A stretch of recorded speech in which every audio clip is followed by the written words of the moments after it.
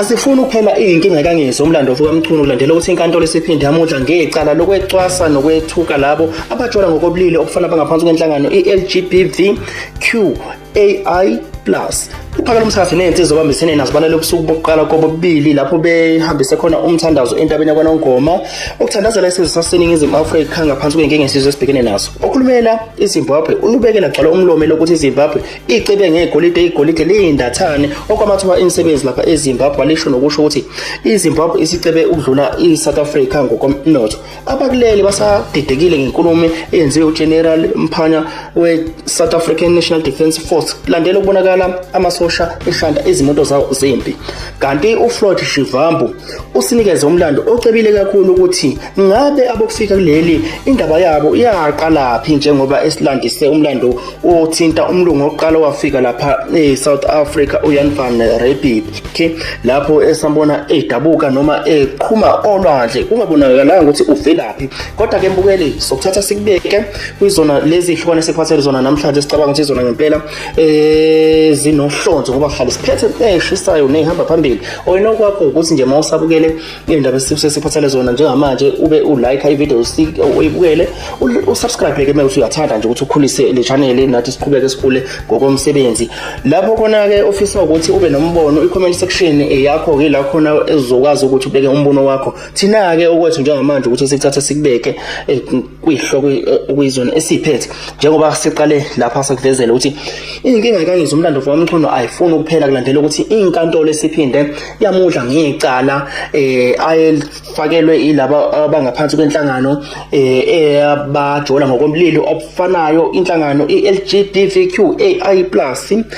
Ungeze umfukamchunu leli cala limudla nje icala leli lokucwasa nokuthuka labo bajola ngokomlili obufanayo ngaphansi kwayo inhlangano le i-LGBTQAI+.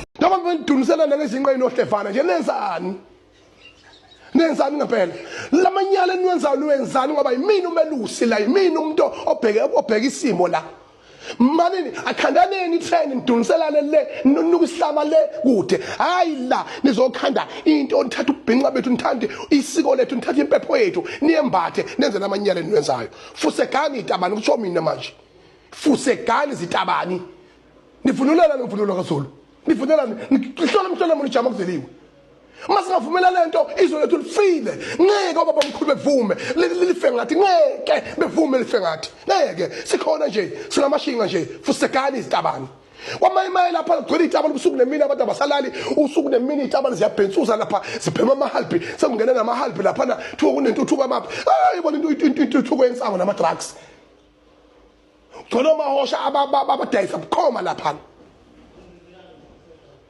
la fehle kakhulu. Ngiyababaza as a president of the Pinga Nation, I'm sending this message straight to all gays. Ukuthi fuck you. Ikomishana yamalungelo abantu kanye nezinhlangano i-Trans Hope kanye ne-Hate Crimes Working Group basamukele isinqumo senkantolo yezokulingana ngecala elalithweswe uNgizwe Mchunu. Inkantolo ephakeme yaseGoli ithole ukuthi izitatimende, imifanekiso namavidiyo kanye nezenzo zikaMchunu ezibhekiswe kwabomphakathi we-LGBTQIA+ zazinenzondo, ukuhlukumeza kanye nokucwasa. Inkantolo iyalele uMchunu ukuba ayeke ukushicilela izinto ezicwasanayo, aqeqeshwe ngamalungelo abantu, axolise esidlangalaleni, anikele ngo-R250,000 ezihlanganweni ezikhuthaza ukulingana nokubumbana komphakathi. Ikomishana yamalungelo abantu ithi ke lesinqumo sithumela umyalezo oqinile ukuthi inkulumo enenzondo nokucwasa akunandawo kumthethosisekelo waseNingizimu Afrika, futhi ke siqinisa isithunzi ukulingana kanye namalungelo abantu bonke. Asazi ke mbukeli ukuthi kukhona yini mhlambe okunye ongalile ngaphandle kokuthi ungizwe umlando fukamchunu afundiswe njengoba inkulumo isho ukuthi kumele afundiswe ngokwamalungelo abantu nangokwamasiko naminani njengoba inkantolo imyalela bese ekhokha le fine engango-R250,000 ayikhokhele indleko zalo icala elike lahlala lapha enkantolo nenhlawulo leyo eqondene necala abekwe lona uma sihlabela phambili sidlulela kwelandelayo lapho khona sivezele udaba oluthinta abantu abaningi kakhulu lapha eNingizimu Afrika futhi oluqondene nawo wonke umuntu walapha eNingizimu Afrika. Alithinti uZulu, alithinti political thizeni, alithinti isifundazwe thizeni, kodwa udaba leli oluthinta wonke umuntu olapha eNingizimu Afrika. Njengoba sikubikelele kwisihloko esilandelayo ukuthi uphakela umthakathi nezinsizwa abambisene nazo balale ubusuku bokuqala kubusuku obubili abazobulala lapha entabeni yakwaNongoma, lapho khona behambise umkhuleko noma bayokwenza umkhuleko beyokhulekela isizwe ngaphansi kweyinkinga isizwe lesi sibhekene nazo. Kuningi okwenzekelayo lapha eSouth Africa esingakubala, kuningi kakhulu inkinga ya illegal immigration, ama drugs, ubugebengu, ukuhlukunyezwa kwabantu besifazane nezingane. Ophakela umthakathi bebesentabeni bayothandazela izinto ezifana nalezo ukuthi zinqotshwe kuzo zonke lezi inkinga esihlala esikhala ngazo. Mbukele. Sanibona nina benkosi, sithemba ukuthi niyaphila ingane zakwethu. Inkosi yami sicela ukudlulisa okukhulu ukubonga insizweni ekwazile ukuthi ziwufaka umkhuleko izolo ebusuku ngomhla ka-19 June 2026. Namhlanje ke umhla ka-20 June 2026 uyaqhubeka kumkhuleko, sizophuma ngesonto ngomhla ka-21 emini. Siyacela ukuthi insizwa zonke esazi ukuthi zikhululekile ukuthi zingakwazi ukufika, sicela iqhubeke ifike. Umkhuleko bafowethu njengoba sikhulekela izwe, lapha sizokhulekela izwe. Umkhuleko ubaluleke ngendlela eyisimanga. Siyacela futhi ukuthi nabafundisi lapha abakhona khona besikhulekise, iy'nkonzo azisikhulekise, nikhulekele izwe. Ungathi uma ukhuleka wenza ngathi ukhulekela uphakela, wenza ifavor, wenzela uphakela, ngoba abanye abantu abasontayo banomona kodwa bethi bayasonta. Umuntu usesontweni uzovuka esontweni nje namhlanje kodwa akamkhulumisa umakhelwane wakhe. Uzovuka esontweni namhlanje uyisixovi emndenini wakhe. So ke sifuna kubuye thina lokhu ukuhlanzeka kwabantu kwemvelo okuyiqiniso ukuthi uma ngabe umuntu uphila ufanele usondelane noNkulunkulu. Awukwazi ukwenza izinto uthi ufuna ukulungisa izwe kodwa ungasondelani noNkulunkulu. Iy'nkinga ey'ningi uhulumeni abhekene nazo, enye yazo enkulu kunazo zonke eyamdalela inkinga ukuthi wayekisa abantu ukuthandaza, wakhipha abantu okholweni, waqhelisa abantu kuNkulunkulu. Yingakho-ke abantu bengaphatheki manje. Yingakho-ke sifisa abantu ukubabuyisela kuNkulunkulu ukuze abantu bephatheke, abantu futhi beqonde ukuthi banendima okufanele beyidlale noma beyiqhaza okufanele belibambe ekutheni lelizwe lilunge. Lelizwe liyolunga ngabantu balo abalilwelayo, abathembekile kulo, abafuna kwenzeka izinto eziqondile. Wonke umuntu abe nonembeza ukuze izwe lizolunga. Silapha ke entabeni sizomemeza omdala weinsuku, sizomemeza uNkulunkulu othanda ukuhle, sizocelela nina iy'ngane zethu, sizocelela ikusasa lalelizwe ukuthi alilunge, sizocelela abaholi ukuthi abaholi abavukelwe ngonembeza ukuze izwe lizoya phambili. Inkosi nibusise, siyaqhubeka nomkhuleko, siyafa indlala akudliwa phela. Uma usentabeni akudliwa phela bakwethu. So ke siyacela nje ukuthi abantu abangakwazi ukuza bezosibambisa. Inkosi nibusise. Amen. Siphathele lezi ezithinta iZimbabwe, njengoba iZimbabwe bikade ihleli nentatheli yethu yabezindaba lapha eMzansi iNewsroom. Lapho khona okhulumela eZimbabwe ekade ezophendula ngokuthi iZimbabwe ngabe yona ithinteka kanjani noma iphendula ithini odabeni lwabantu bayo abalapha eMzansi abangama illegal immigrant, njengoba iSouth Africa ibhizi ikhipha abantu abangama illegal immigrant lapha eMzansi ukuthi ababuyele emazweni abo beyolungisa indaba zayo, babuye mangabe sebebuya ngokuyindlela eyiyona nesemthethweni walapha eNingizimu Afrika yokuthi iNingizimu Afrika yamukele abantu bangaphandle. Umkhulumeli weZimbabwe sicaphunele inkulumo nje yakhe ebesemqoka elandelayo ukuba phawule ngokwabantu bakhe noma babo iZimbabwe abalapha eMzansi ukuthi ngabe bahleleni ngabo. Nansi inkulumo ekuyona sishaye umqhwele lapho khona etuse iZimbabwe njengoba abantu bayo bebalekele lapha eMzansi bekhala ngokuthi iZimbabwe ihlupheka, umsebenzi awukho, isimo somnotho siyabheda, ingakho bezozaba amathuba angcono lapha eMzansi. kanti-ke lo khulumela eZimbabwe yena uyiphendulile ke lento evele yaphenduka i-vice versa njengoba yena elibekela caca ukuthi iZimbabwe i-rich with gold kangangokuthi mawuhamba lapha emhlabathini waseZimbabwe uhamba phezulu kwegolide kodwa nje kuwukuthi ke liqhutshwe umhlabathi lona oyiwuthuli phezulu igolide kanti futhi namathuba omsebenzi into eyitsakavukela komchile owesidaba kangangokuba iZimbabwe ulisho lagcwala umlomo uthi i-rich ukudlula eSouth Africa especially njengoba iZimbabwe isebenzisa i-currency i-US dollar. The economic opportunities are there, they are spontaneous. You come back home, you know, this growth is being achieved by Zimbabweans. For example, Zimbabwean new farmers, 182,000 registered families, they produce the best Virginia tobacco in the world for flavors. Each year they share $8 billion. Money is available.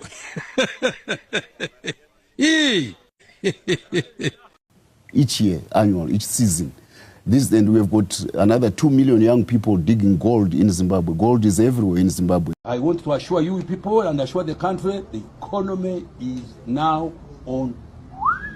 That's why our currency is so strong. You know, we can even claim that we are now stronger than the rand because we use the US dollar as our currency. And the US dollar in Zimbabwe, on the current account, we have a surfeit of US dollars. So this is an economy which is doing well. Abantu abanolwazi ke ngodaba laseZimbabwe ne-US dollar le abayisebenzisayo namathuba emisebenzi lapha umfo akhuluma ngayo noma umkhulumeli weZimbabwe lona akhuluma ngawo negolide lelo ningakuqinisekisa yini ukuthi ngempela iZimbabwe isingahlonzwa njengezwe elicebe ukudlula iSouth Africa ngegolide kanjalo nje nangokomnotho njengoba ethi iZimbabwe lena isicebe ukudlula iSouth Africa uma ngabe sibuka i-currency yabo abayisebenzisa lokho kubenza babe rich ukudlula iSouth Africa. Sicela ukuthi sizokwena ke mbukeli usichacisela ngoba athina asikakwazi ukuthi sifinyelele eZimbabwe kodwa siyafisa ukuthi sifinyelele khona siyobona isimo sempilo hlezi nathi singathola impilo engcono yakhona lapha eZimbabwe. Kanti mesidlulela lapho siphethe nazi indaba ezisashiya uMzansi umangele udidekile ukuchazeleka sengenakho lapho khona iningizimu Afrika noma abahlali base-South Africa besadidekile ukuthi ngabe umbutho wezimpi waseMzansi ume nobani kule nkinga esibhekene nayo njengoba kusasenale nkinga ephakathi kwabokufika lapha eMzansi ikakhulukazi abangekho emthethweni nenhlangano i-March and March esisekwe abantu abaningi kakhulu abalapha eSouth Africa njengoba i-March and March iqhubeka i-campaign noma i-movement ethi abahambe abokufika babuyele emazweni abo njengamanje sinenkinga kahulumeni noma izinhlaka zikahulumeni ukuthi ngabe zimi kuphi nezikhalo zabantu base-South Africa ngendaba yama-illegal immigrants njengamanje kuzakwa le general we-SNDF umphaswa ekhomenta noma ebeka inkulumo esingayi-understandanga ukuthi imi kuphi kodwa abanye bathi elethu lombutho wezimpi umnathi njengoba umphaswa naye libekela caca ukuthi bona bazobeka izimpilo nokuvikeleka kwabantu base-South Africa phambili njengoba ke phezu kwalo nkulumo siye sabona umbutho wezimpi ushanta noma udrilla izimoto noma izikhali zawo zokulwa impi lapha eMzansi. Seen too much lives lost, and one life is one more than enough, and we are not going to tolerate any further escalation of any criminal activity that will take our people's lives. We will give those criminal elements no quarters, and we will go out there and ensure that our people are protected. We will work jointly with our counterparts in the police service, and that is what we promise the people of South Africa to say. We are not going to allow those who do not have the right to carry arms to terrorize our people. We are going to ensure that the state apparatus takes full responsibility and ownership and say we are the only ones who are empowered to have the monopoly of force. and we'll carry those arms. And if you challenge us, we will show those criminal elements that this is the state and ensuring that we are going to enforce by any means the law of order. Thank you. Sicela ukuthi mbukele usithathe usibeke kuyikona okuyikona ngempela okuyikho okwenzekalayo ngaphansi noma phakathi kwabantu base South Africa abasupporta iMarch and March movement abahambe nohlangothi lombutho wezempi wezokuvikela lapha eMzansi iSouth African National Defence Force ukuthi ngabe sihamba indlela eyodwa noma sihlukene phakathi okwamaphuphu enyoni. Sifisa ukuthi sizwe kuwena ke mbukeli ukuthi ngabe ngempela lenkulumo ka General Mphanya we-SANDF isibekaphi siningizimu Africa kwi situation ye-March and March movement abahambe nalabo abokufika ama immigrants noma illegal immigrants lapha eMzansi.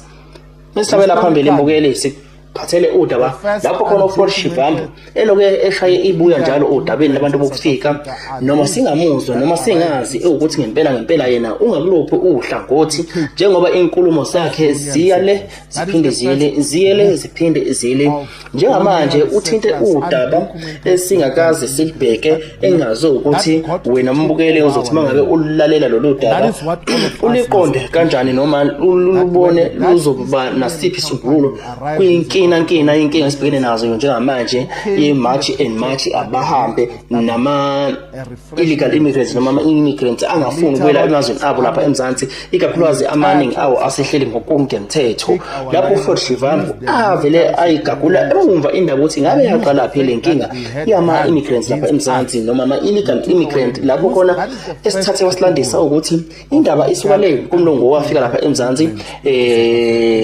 uVian van Riebeeck njengoba sazi wafika lapha eMzansi iminyaka eminingi edlule la wafika khona efika la endaweni yase Cape Town wazeke waqala lapho ke ukuthi abe nesizukulwane sakhe baqala bane community yabo khona lapho kanjalo.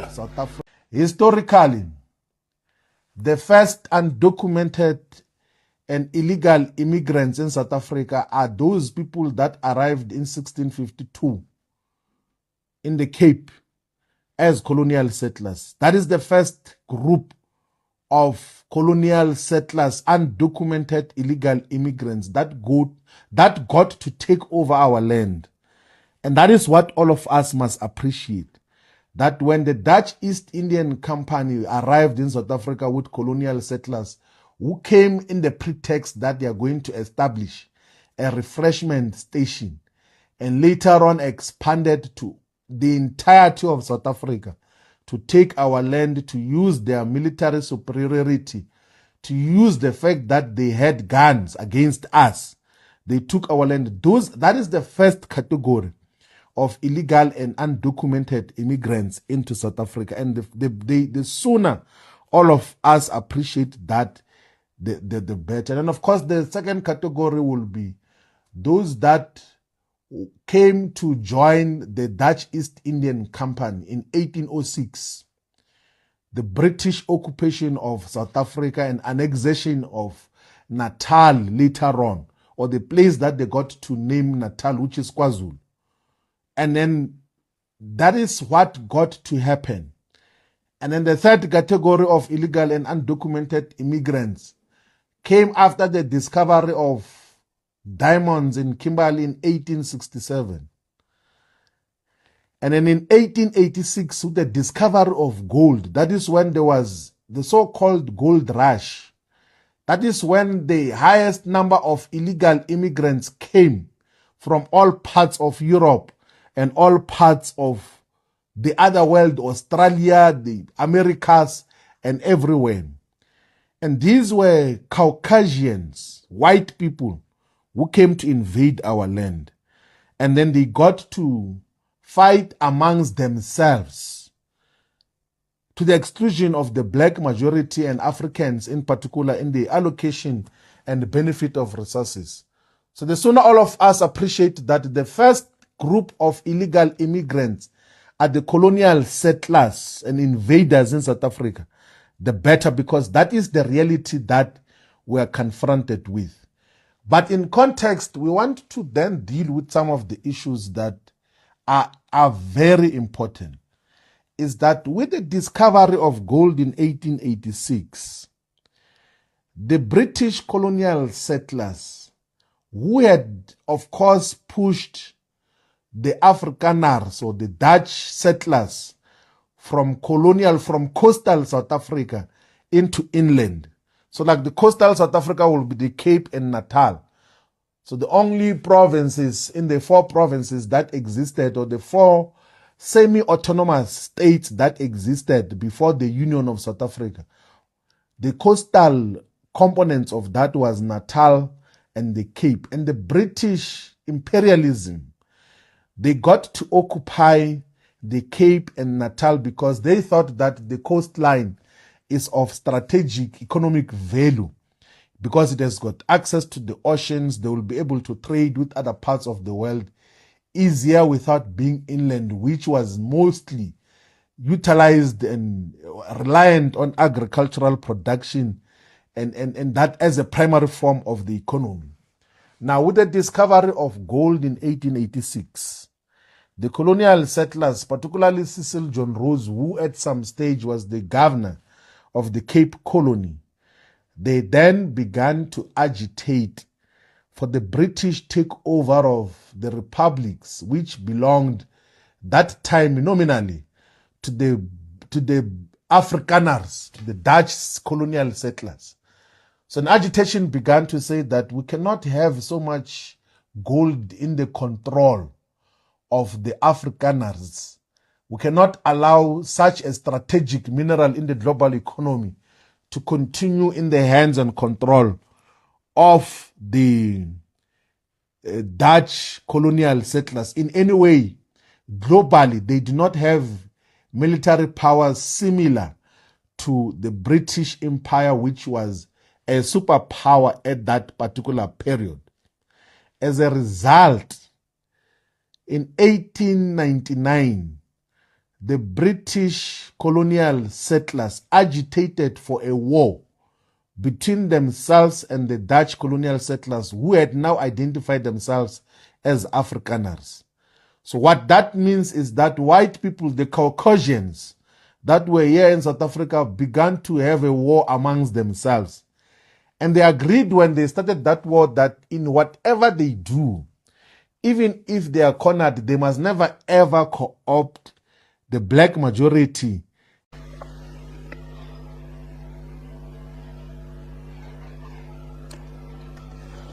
Sayifala ke ukeli ngendaba kaJumbo noZama Mseleko umsakazi woKhozi FM esiphumele obala ungazwani kwabo njengoba into yabo isigcwele u-social media, kanti uJumbo uthole nokugxekwa kakhulu abalandeli baku-social media abagcwele laphana ekhasini lakhe, njengoba uJumbo ekade ekhale kakhulu noma ekade evezele abalandeli bakhe eveza ukuthi waphazamiseka kanjani emcimbini owekade edlala kuona, wadlala isikhathi esincane kakhulu esingango-3 minutes. Abalandeli ke bamangala ukuthi Jumbo kodwa usenzani, ungena nje usiyaphuma stage. Umcimbi ke lona umcimbi ongazuthi wawukade uhlelwe inkosazana uZama Mseleko osebenza lapha noma usakaza oKhosini FM. Ngokwembiko ikhomba ukuthi uZama Mseleko wayekade exoxe noJumbo eceleni, njengoba uJumbo wekade engekho kwi-line up yabantu abazodlala noma ama-artist alindele ukuthi ajabulise abantu laphana kulo mcimbi. Kodwa uJumbo wabe esicela nje ukuthi ucela ukuthi abe yingxenye yawo umcimbi ngokuthi azosapotha leso sikhathi azosithola ngesincane. Nangempela uZama Mseleko wathi ngoba ndoda ngiyakwazi ngizozama ukuthi ngimpintsheze leyo 5 minutes nje engizothola. Nangempela kwenzeka-ke lokho awuthola leso sikhashana esincane uJumbo, yize-ke kukhomba ukuthi kwabo 3 minutes ngokusho kukaJumbo nangokwempalo, ngoba kwalesona sikhathi esincane akwazi uZama Mseleko ukuthi amenzele sona, njengoba eshilo ukuthi ikhathi ezikhona la ezabaculi abakhona futhi nabaculi base befikile ngothi lwabo, abaculi bafika ngokwezikhathi elindelekile badlale ngazo kangangoba uJumbo kwasingakwazi usampintsheke kwadinga ukuthi kukhulunyiswane nomunye umculi onto encane ukuthi azame ukupetshesa uJumbo esikhathini sakhe kusho ukuthi kusqueezwe uJumbo esikhathini sikanti encane isikhathi kancane encane mengabe sasu 30 minutes stage kusho ukuthi sasoba u25 minutes ngoba uJumbo usezokudla u5 minutes uJumbo ube sebuya lapha enkundleni zokuxhumana lapha khona abhala ku social media wakhe exolisa kubalandeli ngesenzo asenzile ukuthi asheshe aphume esabonakala nje isikhathi esincane lapha e-stage kanti abalandeli abazi ukuthi uhlelo lwangale luhamba kanjani abazi ukuthi uJumbo nje bengenile njena ungene esikhaleni esincane vele okumele asisebenzise Papa está some 5 minutes bye bye